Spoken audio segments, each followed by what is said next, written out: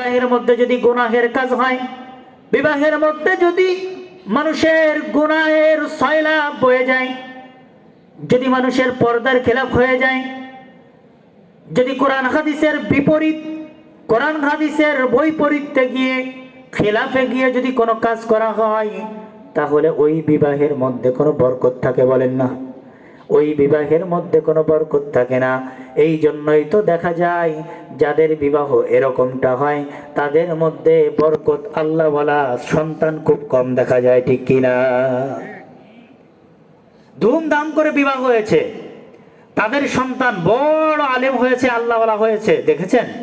বড় আলেমও হইতে পারে, কিন্তু আল্লাহ ওয়ালা ভিন্ন জিনিস। বড় আলেম হওয়া, জাননেওয়ালা, জ্ঞানী হওয়া এক জিনিস, আর আল্লাহ ওয়ালা, আল্লাহর বন্ধু হওয়া আর এক জিনিস।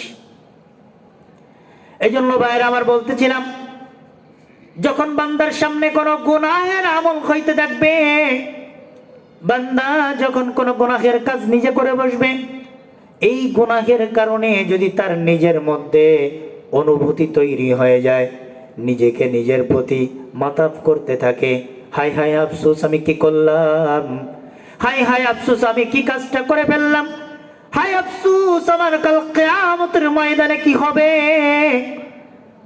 আমার কবরের অবস্থা কি হবে।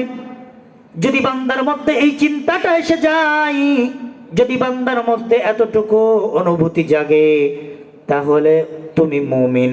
রাসূল বলেন ফা আনতা মুমিন, তুমি তাহলে মুমিন হিসেবে সাক্ষী দেওয়া যায়। তোমার মধ্যে মুমিন ইমানের নূর আছে, ইমান আছে। এই মাহফিলের এখানে আসতে পারছি, এইটি সুন্দর একটা মাহফিলের মঞ্চ এখানে তৈরি হয়েছে। দ্বীনের কথা আমরা শুনবো, কোরআনের কথা শুনবো, হাদিসের কথা শুনবো। এর জন্য আমরা যদি খুশি হইতে পারি, তাহলে যদি খুশি হইতে পারি তাহলে আমি মুমিন। আবার এমনও কত দিন গেছে আমাদের, এমন কিছু দিন আমাদের বিগত দিনে গেছে, মাহফিলের প্যান্ডেল থেকে হুজুরদের ওয়াজ বন্ধ করে দেওয়া হয়েছে কিনা? এমন অবস্থা হয়েছে, মাহফিল আজকে সন্ধ্যার পরে শুরু হবে, থানার থেকে ফোন দিয়ে দিয়েছে মাহফিল হবে না, আপনারা বন্ধ করে দেন।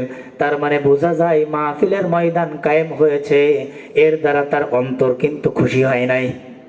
এর দ্বারা বোঝা যায় তার মধ্যে ঈমান নাই, এর মধ্যে বোঝা যায় তার মধ্যে ঈমানের কোনো নূর নাই। এর দ্বারা বোঝা যায় মুরতাদের কাছাকাছি, মুরতাদের দোসর। এই জন্য বলছিলাম ভাইয়েরা আমার, আলহামদুলিল্লাহ এখন বর্তমান অবস্থায় এই বছরে এখনো পর্যন্ত কোনো মাহফিল বন্ধ হয় নাই, ঠিক কিনা? কারণ আগের অবস্থা পরিবর্তন হয়েছে, আগের অবস্থা পরিবর্তন হয়ে গেছে ভাইয়েরা আমার। খুশি হওয়া এটা আমার আপনার জন্য ঈমানের দাবিদার। আমি কোরআনুল কারীম থেকে একটি আয়াত তেলাওয়াত করেছি, বিশেষ করে সূরা দোহা থেকে কিছু তেলাওয়াত করব, সূরা আলাম নাশরাহ থেকে কিছু তেলাওয়াত করব। আল্লাহ রাসূল সাল্লাল্লাহু আলাইহি ওয়াসাল্লাম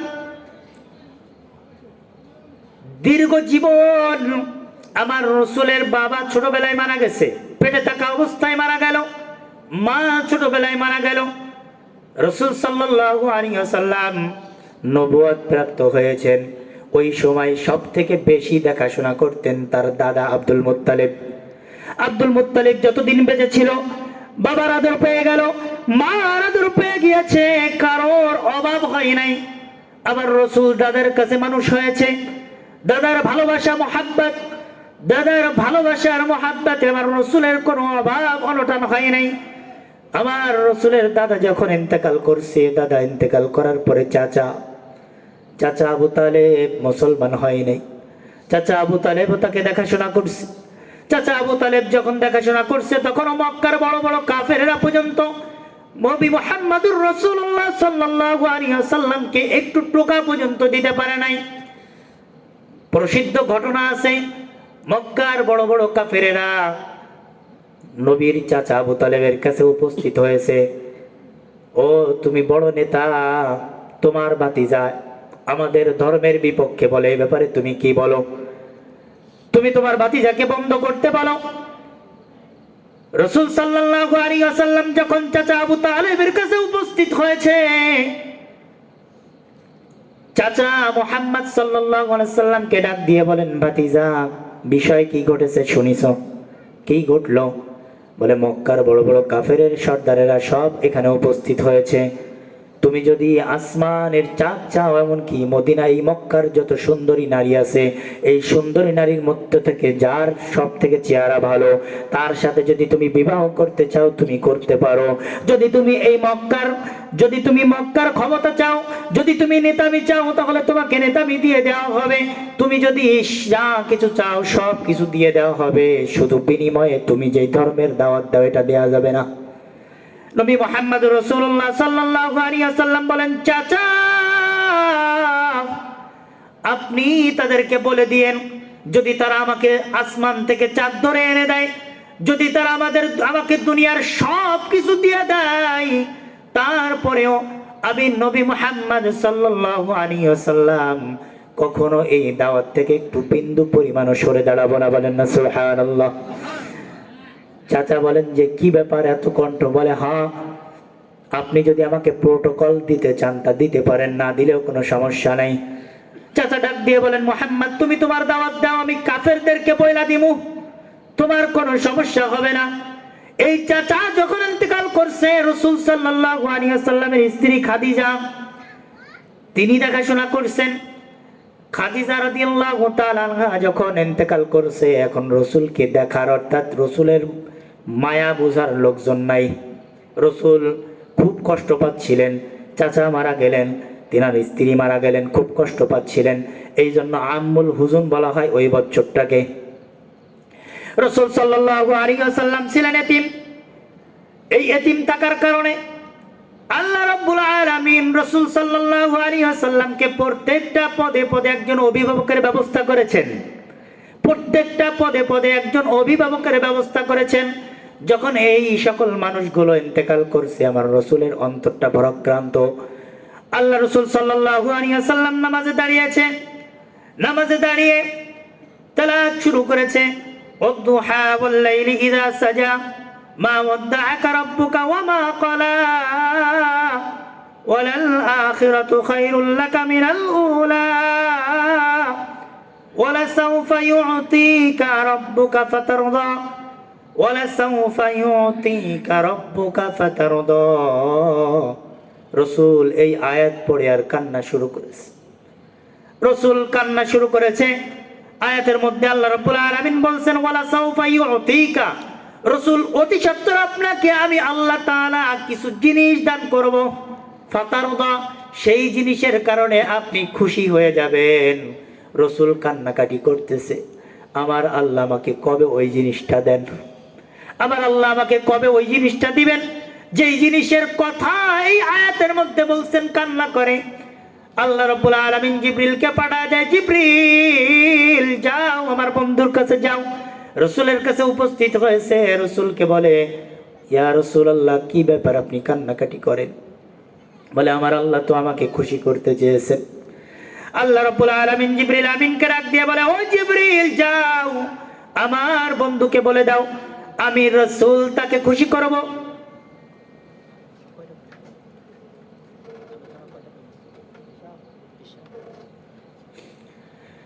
রাসূল সাল্লাল্লাহু আলাইহি ওয়াসাল্লামকে জিবরিল আমিন এসে ডাক দিয়ে বলেন, ইয়া রাসূলুল্লাহ আপনার জন্য আল্লাহ রাব্বুল আলামিন খুশির সংবাদ প্রদান করেছেন, আপনি একটু পেরেশানগ্রস্ত হবেন না, আপনার মনের দুঃখটা মুছে ফেলেন। আল্লাহ রাব্বুল আলামিন আপনার জন্য আলাম নাশরাহ লাকা সাদরাক ওয়া ওয়াদা'না আনকা ওয়িজরাক আল্লাযী আনকাযা যাহরাক ওয়া রাফা'না লাকা যিকরাক। আল্লাহ রাব্বুল আলামিন আয়াত নাযিল করে দিলেন। আল্লাহ রাব্বুল আলামিন জিবরিল আমিনের মাধ্যমে জানায় দিলেন, আমি কি আমার বন্ধুর অন্তরটাকে গোটা বিশ্বের এলেমের জন্য প্রশস্ত করে দেয় নাই? বলেন না সুবহানাল্লাহ। আমার রাসূলকে আল্লাহ রাব্বুল আলামিন সারা বিশ্বের সকল এলেম দান করেছিলেন। এই কথাই আল্লাহ রাব্বুল আলামিন বললেন, আলাম নাশরাহ লাকা সাদরাক, রাসূল আমি কি আপনাকে আপনার বক্ষটাকে প্রশস্ত করে দেই নাই? হ্যাঁ হ্যাঁ আমি আপনার বক্ষটাকে প্রশস্ত করে দিয়েছি। ওয়াদা'না আনকা ওয়িজরাক, এরপরে আমি আল্লাহ রাব্বুল আলামিন আপনার যেই জিকির আছে, এরপরে আপনাকে দুনিয়ার মধ্যে মর্যাদা দিয়া আপনাকে সর্বদিক থেকে আমি আল্লাহ রাব্বুল আলামিন সুমহান মর্যাদা দান করলাম। শুধু তাই নয়, সব থেকে বড় খুশির বিষয় হলো ওয়ারাফা'না লাকা যিকরাক, ওয়ারাফা'না লাকা যিকরাক।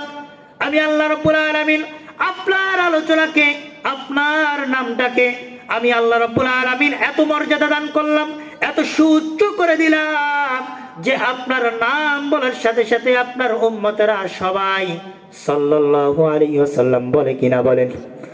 আমরা যখনই নাম শুনি এটা বলতেই হয়, ঠিক কিনা বলেন?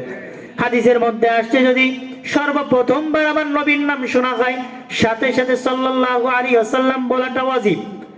এর পরবর্তী যদি একই মজলিসে থেকে বারবার শোনা হয় তার পরবর্তীতে মুস্তাহাব সুন্নাত, কিন্তু প্রথমবার বলাটা ওয়াজিব। আল্লাহ রাব্বুল আলামিন বলেন, ও জিবরিল আপনি জানায়া দেন, ও জিবরিল আপনি জানায়া দেন আমার বন্ধুকে যে আমি আমার বন্ধুর নামটাকে কিয়ামত পর্যন্ত, শুধুমাত্র এখন নয়, তিনি যতদিন জীবিত আছেন সেই সময় নয়, বরং কিয়ামত পর্যন্ত যত মানুষ আসবে তত মানুষ আমার বন্ধুর নাম নেবে আর দুরূদ পড়বে।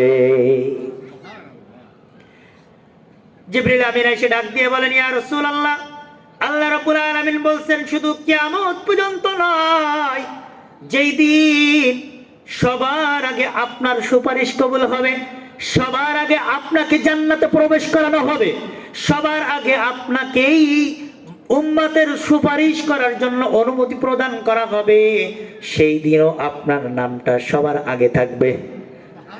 আল্লাহ রাব্বুল আলামিন যখন এই কথা ঘোষণা করে দিয়েছেন, আমার রাসূলের অন্তরটা প্রশান্ত হয়ে গেছে, আমার রাসূলের অন্তরটা ঠান্ডা হয়ে গিয়েছে। এই জন্যই তো আল্লাহ রাব্বুল আলামিন বলে দিয়েছেন ওই যে যেই কথাটা, যে ওয়াদা'না আনকা বিজরাক ওয়া রাফা'না লাকা যিকরাক, আমি আল্লাহ রাব্বুল আলামিন আপনার নামটাকে কিয়ামত পর্যন্ত এমনকি সর্ব অবস্থাতে সুউচ্চ শ্রেষ্ঠ মর্যাদার জায়গায় দান করেছি, মর্যাদার জায়গায় আমি পৌঁছায়া দিয়েছি। এই জন্য প্রিয় ভাইরা আমার, ওয়ালা ইয়াহাদ্দু আলা তুআমিল মিসকিন, যারা গরিব মিসকিন, যারা এতিম, আমার রাসূল এতিম ছিলেন, এদেরকে আল্লাহ রাসূল এতিম থাকার কারণে রাসূল সাল্লাল্লাহু আলাইহি ওয়াসাল্লামকে আল্লাহ রাব্বুল আলামিন স্বয়ং পদে পদে এক একজন অভিভাবক দান করেছেন। সর্বশেষ আমার রাসূলকে খুশি করার জন্য কোরআনের মধ্যে আয়াত অবতীর্ণ করলেন। শুধু তাই নয়, আমার রাসূলকে খুশি করার জন্য তার নামটাকে, তার মর্যাদাকে সুউচ্চ করে দিয়েছেন। এই জন্য ভাইরা আমার, আমাদের সমাজে বহুত এতিম বালক আছে, সন্তান আছে, এতিম মানুষ আছে, মিসকিন মানুষ আছে। এই সকল এতিম বাচ্চাদেরকে ভালো জানা, এদেরকে যদি আমি আপনি একটু দেখাশোনা করি, তাহলে রাসূল সাল্লাল্লাহু আলাইহি ওয়াসাল্লামের ঘোষণা অনুযায়ী যদি আমি আপনি একজন এতিম সন্তানকে একটু দেখাশোনা করি, কেমন দেখাশোনা? ওই যে মনে করেন ওখান থেকে যাচ্ছে, আমি চিনি যে এর বাবা মারা গেছে, সন্তানটা এতিম, ডাক দিলাম, বাবা আমার কাছে একটু আসো। আমার কাছে আসলো, আসার পরে আমি তার নামটা জিজ্ঞেস করলাম, তার অবস্থাটা জিজ্ঞেস করলাম, তার সব কিছু জিজ্ঞাসা করার পর তার মাথার উপরে হাতটা তুলে দিলাম, বললাম যে বাবা তোমার যদি কোনো কিছু প্রয়োজন হয় আমার কাছে বলিও। মাথার উপর দিয়ে হাত ঢালা দিলাম। আমার রাসূল বলেন আপনার জন্য, আমার রাসূল আপনার জন্য হাদিস বলে গিয়েছে যে মাথার উপর দিয়ে আপনি একটু হাতটা বুলায়া দিলেন, আমার রাসূল ডাক দিয়ে বলেন তোমার হাতের নিচে যতগুলো চুল পড়লো ততগুলো নেকি তোমার আমলনামায় লেখা হয়ে গেল। বলেন না সুবহানাল্লাহ।